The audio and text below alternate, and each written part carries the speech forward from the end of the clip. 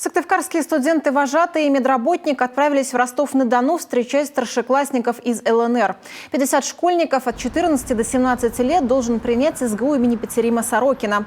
Университет подготовил для них 10-дневную образовательную смену. Ребят ждет насыщенная программа, 6 блоков, культурно-патриотическое направление, образовательное, надпрофессиональное и спортивное. Будет организован и досуг, в том числе экскурсии.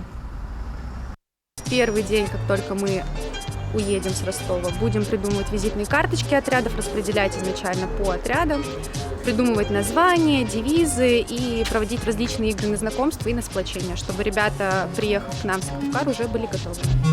Немного волнительно перед встречей с детьми, но это всегда так, каждую смену. Но я думаю, что все пройдет хорошо. Очень хочется их уже поскорее увидеть, узнать ближе.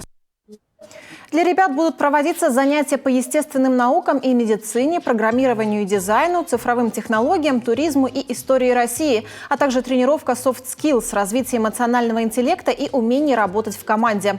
Напомним, СГУ имени Петерима Сорокина вошел в число первых вузов-участников программы «Университетские смены» от Минобрнауки и Минпросвещения России и пока что является самым северным университетом, принимающим гостей.